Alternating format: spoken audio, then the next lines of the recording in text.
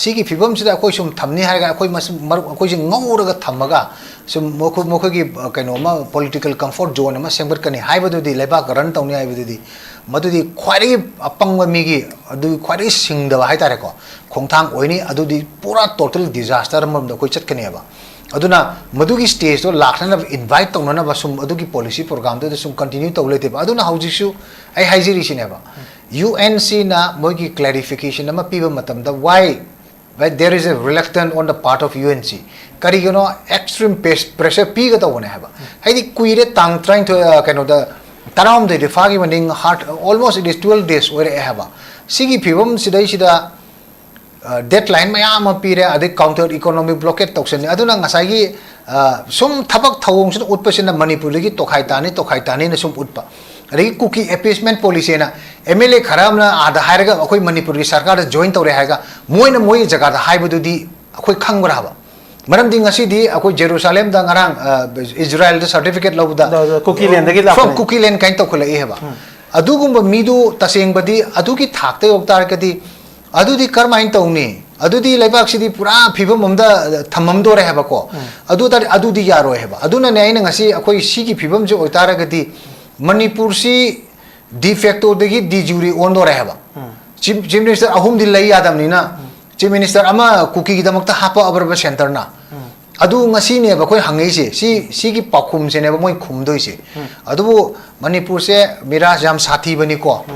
yam sathi bani Manipur gi miyam se sathi bani Manipur praja yam sathi bani adu apang basiraga leibak thugai na ba torpu khudimak Manipur gi puwari da fakat le yengo leibak na adagi khoi lamdam sigi lejari ba leibak nuksi jaba singa sina makhoi gi tauba adung ba khongthang khudimak maithi gi ba ngaktani leibak asina ngamagi ba lak ngaktani ba ko aduna adugi wakhalon do khoi lehenjaningi leader sing da ko masi hayedana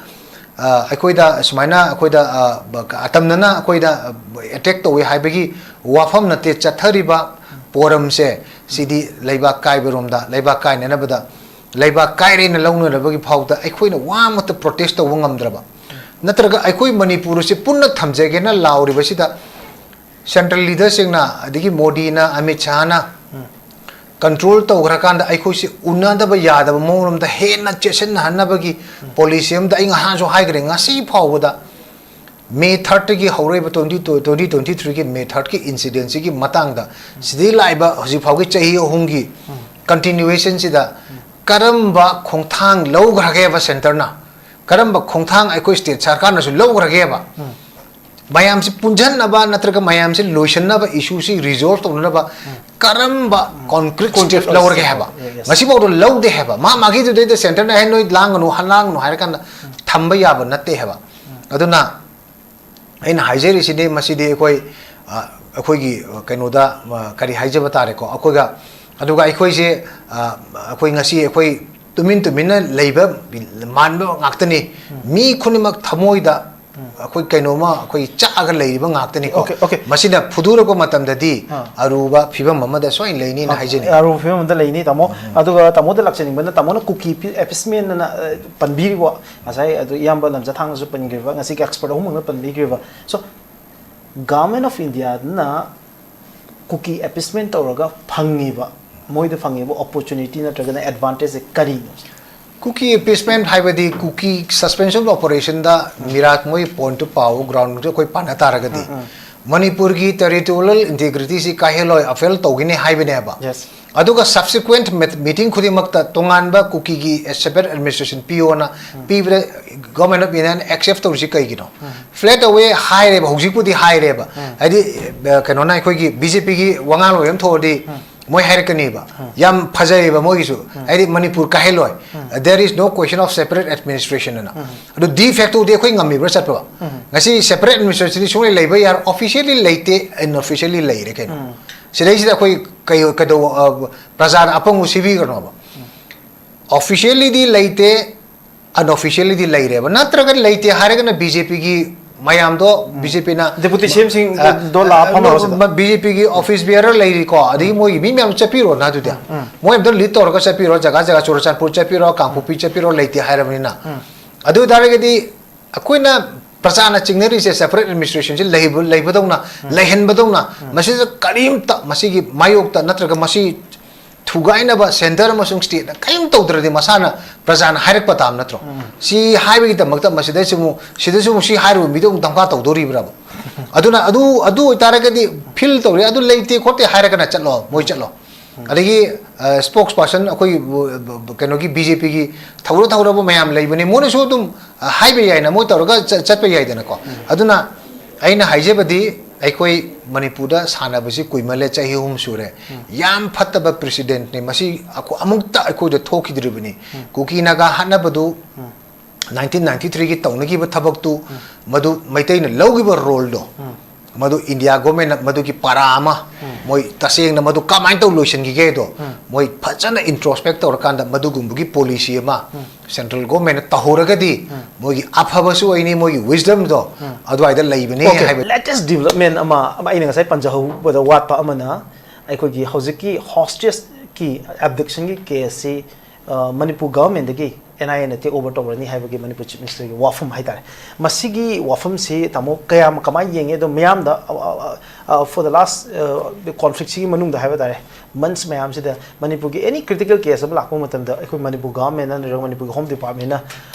मदुगी solution अमा पुथोक ngam नत्रग justice प्रोक ngam दुग NIA दा इशिनबगी situation खक लाकपजे the same case हदकसु गवर्नमेंट याम कन होनरम तारगजु नाउ हौजी NIA ना अमुक लौखिबगी सिचुएशन अमुक लाकपसिने कमाई येंगे तमो NIA ना मणिपुर की सोल इन्वेस्टिगेटिंग अथॉरिटी मो ओरपगी सिचुएशन अमुक लाकपसि पुनो पु हान मोटर खुरुमजरी तसेंगना मिरास अखोइगी थोइदोंना ngangngai ओइते अखोइ ममांगदगी दुम एंटिसिपेट तौबल लैरबा गवर्नमेंट की खोंथांगनि ओना सेंट्रल गवर्नमेंट ना हुजिक फॉलो तौरिबा मोइगी policy सिदी कैनो हाइ कांदे doctrine of wait watch and until it fades away by itself हाइबदुनि अदुना सिगी policy से दुम मोइ endure तौगनि अदुना nothing new ngarang अखोइगी UNC गा कैनोगा मणिपुर सरकार गा गवर्नमेंट गा चीफ मिनिस्टर गा उनाबदा NIA दा केसी मोइदे हैंडल तहोनबा सिनरगनि हाइबदुदैदुदा थोदोंना अनौब लेते सिदी हेक इंसिडेंट सिगी लेटेस्ट अनौब थोलकपदगिना हौजिक फावबदा मणिपुर सरकार सब्सिक्वेंट गवर्नमेंट सिंगी मोइगी गवर्नमेंट की टूल लोइना NIA सि हुजिक लेरे अदुना हाउ अखोइगी कॉन्फिडेंट NIA सि लेगे हाइबसि होजिक सिगी मांगोइना ना हंदकी इरांग सि मरो इरोइना ना हाइतारेको चुराचानपुर दगी KNF जौगमगी अमा फारे दुगा खुगी UK नेगी मी खरा जुसिपुर दगी फाइ अदुना मोइ फारी बगी मोइगी प्लेस ऑफ एरेस्ट हाइतारेको सि चुराचानपुर नि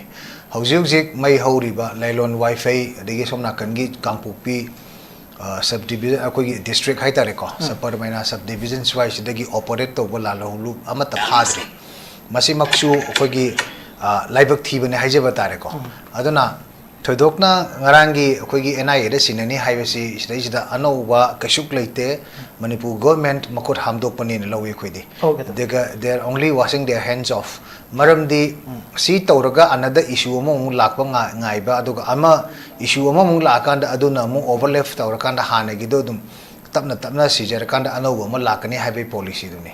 अदु याम लुबदि गवर्नमेंट की सीरियसनेस से Lebra लेतब्रा हाइबसिनेबा in spite of all the continuous hue and cry ko tampaki the lairiba adegi hosiki hostage ki situation nama crisis number leibe si deisida government si how seriously moi kam thina work toge haibe se koi khangma ngame heba baram di kayamuk serious oge hai matam da lairiba akoi gi ruling party de yauriba including the akoi gi naga gi luchingba sing yaung na moi si hajiki issue si gi matang da center de gi wangang ba ya de hairak para moi si mute kenom da leyu haibra moi si wa mata ngangte aduna haide de wanda ngangi ba wa haidu ngasi gi nimisi powder ahong bo leite haitare ko aduna sidai sida ngasi praja mayam akhoi gi maruina naga gi marui ba akhoi gi fraternity leiba loop sing adigi tampaki CSO sing pulla kanda naga gi phajan ki ba mioi sing akhoi tekta kaida thadok piro na rally chali ba do law gi ba madugi maroiba moi symbolize tawriba si sarkar sigi inactive oiba inability sarkar si only for maming gi damakta leibni haiba adune haba aduna yam lurai di khoi sumaina sarkar sina praja gi immediately mang da targa leiba issue sidai sida kanai fawba moi si sidai sida moina miyeng thamge haiba si nungti gi yengbiyo each and every page MLA sing minister sing lairiba mayam sigi page sing sida yengbiyo moi da siga kano mari leinaba wahi wata phongdok pa natraga mokhoi gi oiba sarkar sigi oiba meeting du thodokna leitabane irai laina adagi yam laina wahi kano tawi adu ka haujikti adagi moina nganga da bhawda moi gi talking point si delhi dagi sema bra kaino swai de ngang wo sunga yatre hai tare ko adan irega officially release tawge kumba yam de yam nongning ko hai tare ko sugum bagi moi gi kaino myam se khoina uba phange hai tare aduna haujik praja gi wahang di haujik sigi situation si mathang issue ma lakpa ngai do ribra natraga haujik aikoi sigi phibam sida leiba sida aikoi NIA da sinaraga khoi issue si subside togni haibegi wakhanda leibra sidi apangba adugumba khogi kitang wakhan khandaba watpa khoi khongthang ama ne logni maramdi si gatana ama muk tholakpa ngai bene ne lowe baidi aduna aikhoina ujaba matam dadi masidi only to akhogi infuse haitare ko hen attention anxiety aduga akhogi daily khogi chathari ba akhogi punchiron sida henna uncertainty ama porakna ba adugumbagi state government amsung central government gi moi policy nen logne ba ana haujik chu ngasai gi doctrine of wait watch and until it fades away by itself haiba sigi doctrine ji makhada sarkar su state sarkar su central lengak su sum masigi kanu si continuity si sum maintain toraga leiraga sarkar chalaini hai taraga di IDCD madu akhoi total akhoi gi complete failure of law and order nen logani aduna total failure of law and order haibidi state ki leiba machinery kainta mathau mangam pangthok pangamdre haibini adu tarega di miyam gi wakhalon adagi tongan ba manipur haiba lamsid operate tawriba political party including all national aduga khoigi local party leiriba regional party leiriba excluding NDA musung magi party khar leiriba singa si khaidoga sugumogi mifam change maramdi sigi phibamda mihad mipun naton sumangda akhoi thop hawda leitrabanina karamba political akhoi step loga dage haibase CSO khakisu oiraga aduga tongan ba leiriba akhoi gi political party haitare ko manipur do operate tawriba excluding NDA musung maga chaminariba akhoi magi NDA gi partnersing haiba political party sing si yohandana tongan ba aduma political platform ama akhoi gi maroi ba akhoi political party outside ti akhoi NDA gi wa model leiba political party sing kok chungsan ba matam yoren maram di constitutional machinery ne na akhoi lauru de gi maram leite aduna sigumba thakama akhoi na la abanina adugumgi keno du da akhoi punchen na rakanda tongan ba ru political demand ama amu lakpa ta bane aduna madu athuba matam da akhoi madugi wakhalon du da soidna maki coordinate tawrakpa yai haibigi asadu thamjari aduga sigi political anoba dimension je lakpa matam dadi ngasai gi center su state laingak su mamit che koi khangpang pangani aduga in the meantime moina NIA na issue khodimak se NIA haiba maming amada box amada hapchalaga akoi gi locker da hapchalaga thambagi policy se masi prajana immediately masi akoi straight away outrightly masi akoi deny tawraga masi gi accept tawdaba haiba wakhalon du da ai admaina thamjani haigulum tham okay tamo thank you very much I think je no ga sege tamo housing ki leiriba fibam sida handaki sig hostage situation sida tampakta leiba civil society organization degi political parties indegi leaders mayam degi thola ka yam chauna sida solidarity piba justice ki damaka demand to buse aikoina yam chaunu I sigi marakta handaki mi se phabagi yamna atenma matamda yam kana wangkhaluroba matungda tapna ingdarakpagi mami tabase within the Naga and Kuki anizige marakta church leaders singi oiba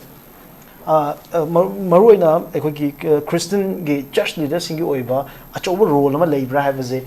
yam chawna hangariba question ni on both community Kuki side to Naga side to halakji church ki leader ahum adak ki conflict sigi takak amada sigi ba mo hachi basiga mari leina bada even ꯑꯩꯈꯣꯏ ꯃꯅꯤꯄꯨꯔ ꯒꯚꯔꯟꯃꯦꯟꯠꯅ ꯐꯥꯎꯕ ꯆꯔꯆꯇ ꯃꯌꯥꯝ ꯀꯧꯗꯨꯅ ꯎꯅꯕ ꯈꯣꯠꯅꯕ ꯑꯗ ꯃꯣꯏꯗ role ꯑꯃ ꯂꯧꯍꯟꯅꯤꯡꯕꯒꯤ ꯑꯄꯥꯝꯕ ꯑꯗꯨꯃꯥꯏꯅꯒ ꯇꯧꯕ ꯑꯩꯈꯣꯏꯅ ꯉꯁꯤ ꯇꯥꯖꯕꯗ ꯃꯦ ꯕꯤ ꯇꯨꯗꯦ ꯑꯣꯔ ꯇꯨꯃꯣꯔꯣ ꯑꯩꯈꯣꯏ ꯏꯚꯟ ꯃꯅꯤꯄꯨꯔꯒꯤ ꯁꯤꯚꯤꯜ ꯁꯣꯁꯥꯏꯇꯤ ꯂꯤꯗꯔ ꯃꯌꯥꯝ ꯑꯃ ꯅꯥꯒꯥꯂꯦꯟꯗ ꯑꯩꯈꯣꯏꯒꯤ ꯅꯥꯒꯥꯂꯦꯟꯗ ꯆꯔꯆ ꯂꯤꯗꯔ ꯃꯌꯥꯝ ꯑꯃꯅ ꯀꯧꯔ ꯋꯥꯔꯤ ꯁꯥꯟꯅꯗꯧꯔꯤ ꯍꯥꯏꯕ ꯋꯥꯐꯝ ꯑꯃ ꯑꯩꯈꯣꯏꯅ ꯇꯥꯔꯤ ꯇꯥꯃꯣ ꯀꯃꯥꯏꯅ ꯌꯦꯡꯉꯦ ꯁꯤꯒꯤ ꯑꯦꯔꯤꯌꯥꯁꯦ ꯔꯣꯜ ꯑꯣꯐ ꯆꯔꯆ ꯂꯤꯗꯔꯁꯦ ꯍꯧꯖꯤꯛ ꯑꯗꯨꯒꯤ ꯄꯣꯏꯟꯠꯇꯨꯃ ꯂꯥꯛꯆꯗ꯭ꯔꯤꯉꯩꯗ ꯀꯩꯅꯣꯝꯇ ꯍꯥꯏꯖꯒꯦ ꯑꯩꯈꯣꯏꯒꯤ ꯍꯧꯖꯤꯛꯀꯤ ꯂꯩꯔꯤꯕ ꯁꯤꯆꯨꯋꯦꯁꯟꯁꯦ ꯏꯚꯟ ꯁꯤꯒꯤ ꯈꯤꯇꯪ ꯆꯥꯎꯅ ꯌꯦꯡꯕ ꯑꯝꯗꯀꯣ ꯍꯥꯏꯗꯤ ꯑꯩꯈꯣꯏ ꯃꯩꯇꯩꯁꯨ ꯑꯗꯒꯤ ꯅꯥꯒꯥꯁꯨ ꯑꯗꯨ ꯇꯧꯕ ꯑꯗꯒꯤ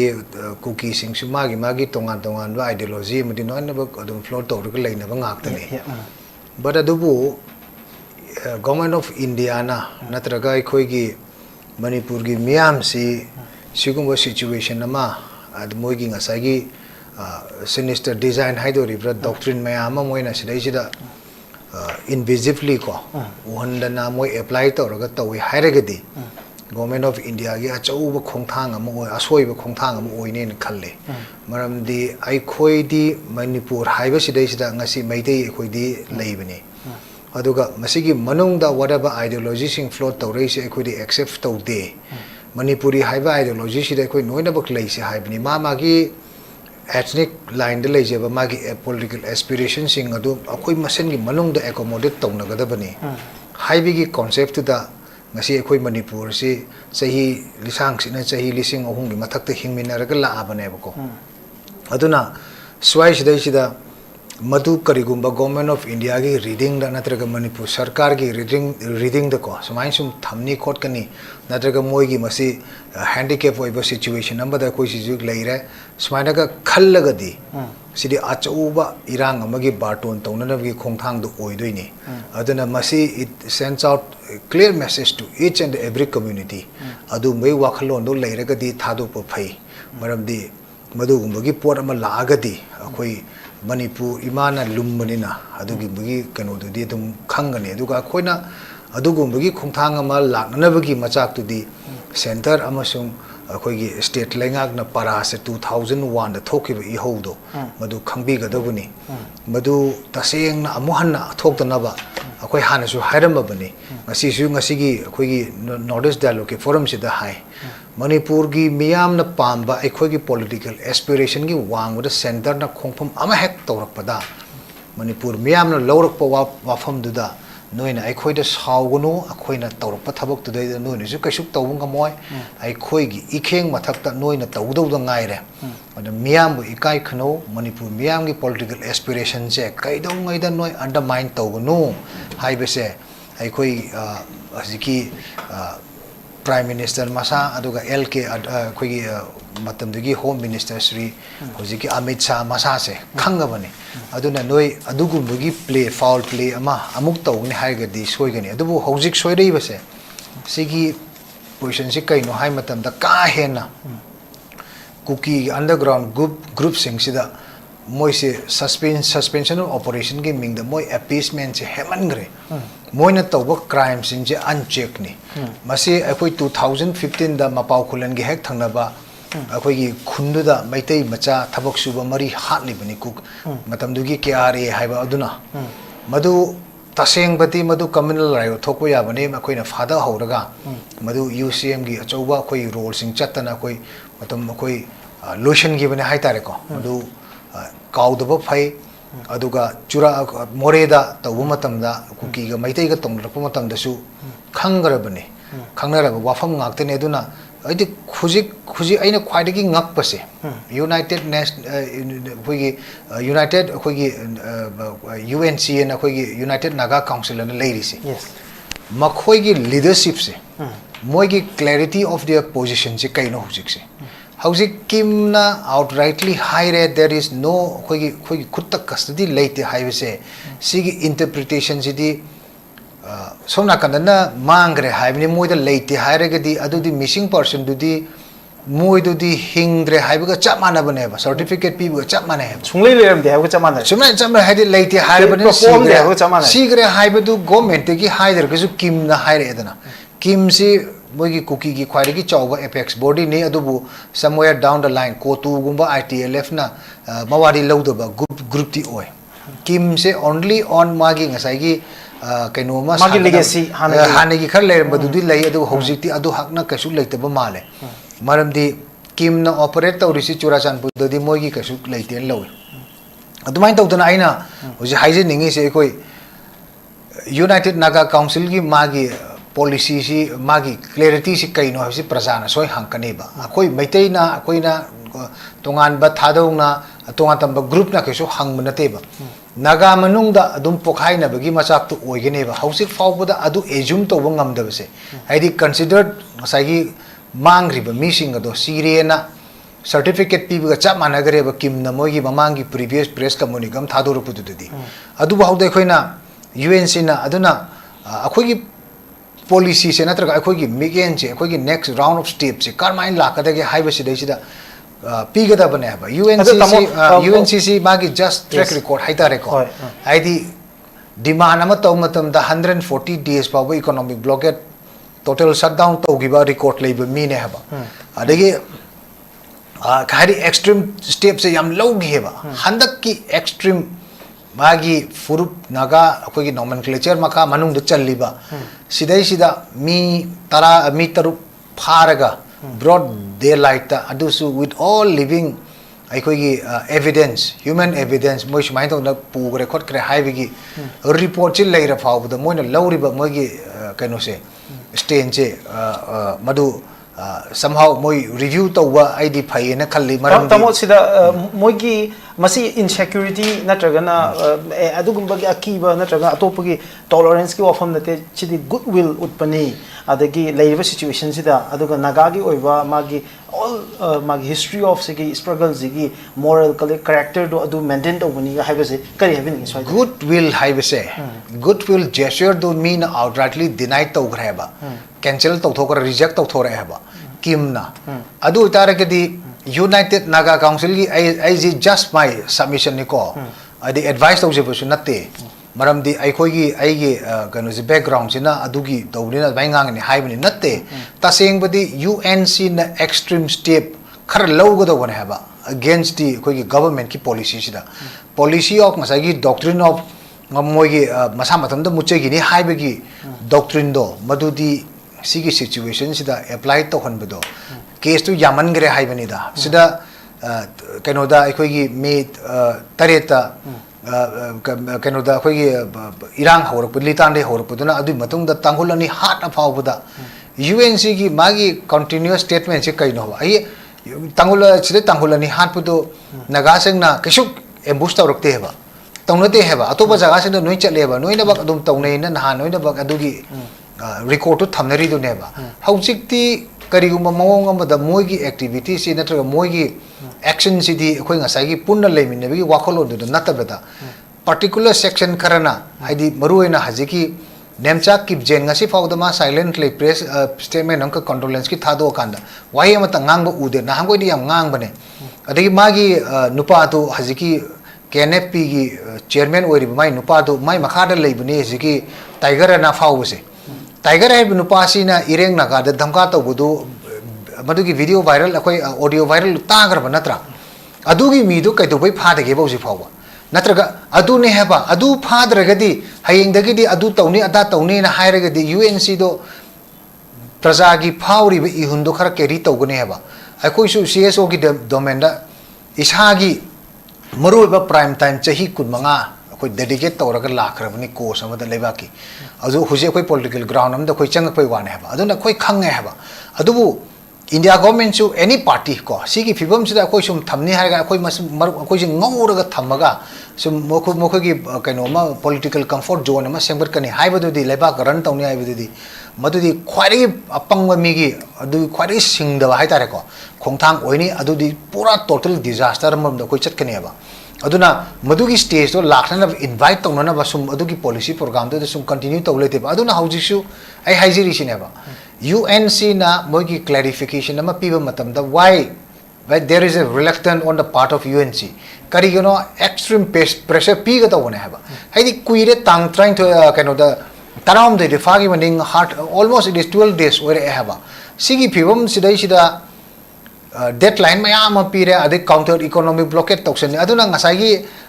sum thabak thawong sin utpasina manipur gi tokhai tani na sum utpa रे कुकी एपेसमेंट पॉलिसी ना एमएलए खराब ना आधा हायरगा अखोई मणिपुर की सरकार जॉइन तौरे हायगा मोइन मोइ जगह दा हाइबदुदी अखोई खंगबरा हबा मरम दिंग असीदी अखोई जेरूसलेम दा ngरang इजराइल दा सर्टिफिकेट लौबदा कुकी लैंड दगी फ्रॉम कुकी लैंड काइन तौखले हेबा अदुगुम मीदु तसेंगबदी अदुगी थाकते ओक्तार कदी अदुदी करमाइन तौनी अदुदी लेबाक सिदी पूरा फिबम ममदा थमम दोरे हेबा को अदुदी यारो हेबा अदुना ने आइन ngasi अखोई सिगी फिबम जो ओतार कदी मणिपुर से डिफेक्टो दगी डिजूरी ओंदो रहेबा चीफ मिनिस्टर अहुम दिल लई यादम नीना चीफ मिनिस्टर अमा कुकी की दमकता हापा अबरब सेंटर ना अदु ngasi ने बकोई हंगई से सी की पाखुम से ने मोई खुमदोई से अदु मणिपुर से मेरा जाम साथी बनी को याम साथी बनी मणिपुर की मियाम से साथी बनी मणिपुर प्रजा याम साथी बनी अदु अपंग बसीरगा लेबाक थुगाइना बतौर खुदिमक मणिपुर की पुवारी फाकत ले येंगो लेबाकना अदगी अखोई